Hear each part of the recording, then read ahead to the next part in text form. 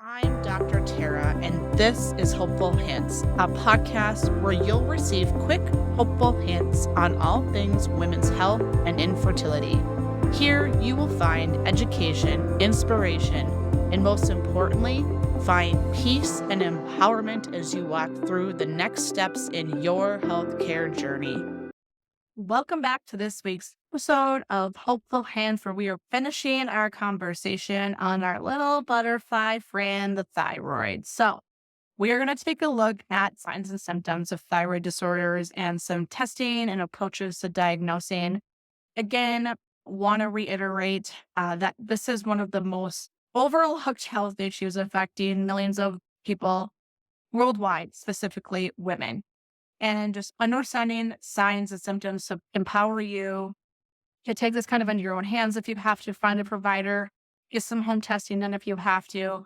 But look at these symptoms that can go along with this, and just understanding what those might look like and testing options are available is really important to getting you on the path to feeling well and diagnosed. So let's dive into disorders. So thyroid disorders mainly manifest as either, again, hypo, too slow, hyper, too fast, and each comes with a unique set of symptoms. So again, this is not comprehensive, but these are the most common. Let's begin with hypothyroid symptoms. So fatigue, sluggish, you're dragging and pulling through the mud, whether it's all day. And again, we need to rule out, there are things that can cause this. So it's always looking at thyroid. And when it comes to this, especially this symptom, I see a lot of insulin resistance and hormone imbalance, but insulin resistance and thyroid and cortisol levels are really common for that fatigue, sluggish feeling throughout the day. Weight gain is very common with hypo, dry skin, hair loss, hair thinning, dry hair, brittle ends, cold intolerance. You're cold all the time. Like you could have a heating blanket on you and you're so cold, all the way to like your feet are just cold, or you're always so cold, but in the group, that kind of thing I hear a lot. Constipation, or perhaps even there's just fluctuation back and forth of times where you're constipated too. Again, that's another one and I see this symptom a lot with other imbalances as well, but definitely thyroid. Depression. Sometimes I even see anxiety, but depression is very common too. It's hard to function when your thyroid is not doing well. So muscle weakness, joint pain. Again, this I see a lot with cortisol imbalances and hormone imbalances too, but thyroid with this. Dropping things, you're weak, you just can't do things you used to be able to do, or it's harder for you to do the things that you used to do. You just feel weak with that. And then menstrual irregularities. Goodness, this and miscarriage and fertility, hand in hand, all of it comes along with hypothyroid. And optimizing 2.5 or less. 2.5 or less is the standard protocol for thyroid in women in conception. Let's look at hyperthyroid. So that is where you have this weight loss going on. Like you're eating everything under the sun and you are not gaining it. In fact, you might even be losing. Rapid or irregular heartbeats. You can feel it. Maybe your watch is catching it and your smartwatch is seeing this happen. You're like, what is going on? I'm sitting here at my desk and it is ticking away and you're seated on your smartwatch. That is hyperthyroidism, needs to be looked at for that. Increased appetite, cravings. Again, that can be thyroid, and I see many other things masking and looking like that too. Irritable, nervous, anxious, like just constant uncontrolled feelings like that really ties hand in hand with hyperthyroidism. Tremors of hands and fingers and shakiness going on. So again, there's some muscle component, nervous component to this as well. Heat sensitivity, increased sweating. You're like sweating all the time. What is going on? And again, remember, you can have one or all of these, and it still should lay down the path of optimizing your thyroid. Diarrhea, frequent bowel movements. Again, back and forth can happen too. Maybe it's only happening sometimes. You don't have to have this all day, every day. Nope, not that. You didn't have 7 days of it. No, you can have frequent bowel movements that happen randomly, and you can't figure it out. You've made other changes, not improving. We need to look at thyroid. And then this goiter or enlargement of the thyroid gland typically goes with hyperthyroidism as well.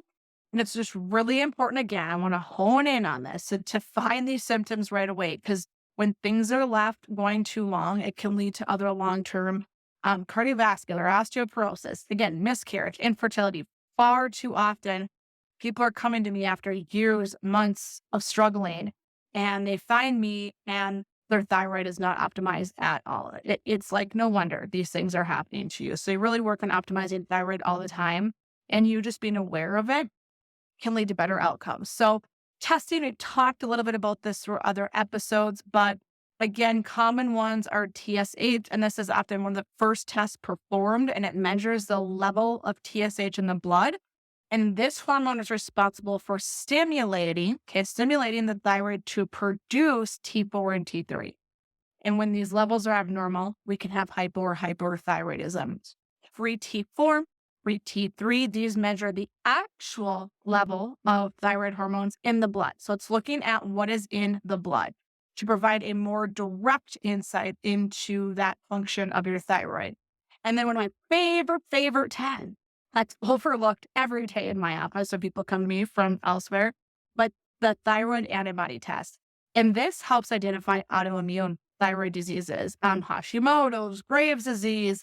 You can have all the other three that we talked about earlier, normal or not optimal, and this one is further rough. And it's a huge part of what's going on with you. So by detecting these antibodies that are going against this thyroid tissue, this will be abnormal when all other tests are normal. And again, providers miss it far too often. So let's talk about interpreting your thyroid function. This is complex. It's not about numbers. It's how those numbers correlate with your symptoms and other individual factors and things going on. So high TSH, low T4 is common sign of hypothyroid. Low TSH, high T4, T3 can sometimes indicate hyperthyroidism. And then just having antibodies present may indicate autoimmune disease of the thyroid going on. And it needs to be treated and addressed with further testing, a comprehensive workup. We need to dive down some other things going on with you, rule out other diseases and things that could be going on. But just understanding that these results really vary based on you as an individual, type of medication you're on, even the time of day when the test is taken can sometimes impact this too. And the process should begin with a very thorough review of you and your symptoms and what's going on in medical history, what's been done. I always look at how much can you remember from puberty, junior high, high school, college, and we start way back there. Your family history, and then a physical exam. Like, are you having heart palpitations? Is your thyroid feel enlarged? Do you have painful spots? I palpate on you throughout your body. Is there some inflammation going on? Of course, there's blood tests and looking at other things to rule them in or out. Imaging, ultrasound of the thyroid can be really nice to look at for those nodules. Inflammation, is it really enlarged from that, from your TPO antibodies being elevated and other changes going on? Fine needle aspiration, if there's nodules that are suspicious, a biopsy might need to be done to rule out cancer. And then the big question, what do you do if these symptoms are persistent beyond normal, as I'm air quoting if you're watching YouTube, test results? Because not everyone with thyroid symptoms will have abnormal test results. And you need to continue to think, how do we optimize this thyroid? And again, rule out some other things and optimize other hormones in the body. So understand that normal ranges are broad, and what's normal for one person may not be for another. So we really got to talk about symptom relief, and especially if you're on medications too. You're like my easiest patients. They're like, Kara, can I adjust this? I'm feeling this. And when this number gets to be here, I don't feel well. Okay. Nope. You need to keep it there. Like, you've tried this before with other providers. You know what your numbers need to be. It's about symptom relief, not just numbers. Again, getting a second, third, or fourth opinion, exploring other additional tests to look at insulin levels, hormones, cortisol, all the things too needs to be done. And then monitoring and documenting, keeping a detailed record of your symptoms and changes. Again, I like to say, I said in an earlier episode, even if you're not trying to conceive and you're in the fertility run and we're working with you, I like to get those. You can use your notepad, of course, too, on your phone, but get those period tracker apps so we can see if there's a correlation with the symptoms you're having and a time where you're at your cycle. And that can be for thyroid and non-thyroid things too. So it's really just good to know timing of some of these things, especially if we're suspecting thyroid issues. We really need to be proactive, be brave, and communicate, or find a different provider where you feel heard and you're not being overlooked or medically gaslit. And really just knowing that your thyroid is super important and it's such a overlooked little butterfly gland that sits right here. So I hope you enjoyed the series on the thyroid. See you back here next week.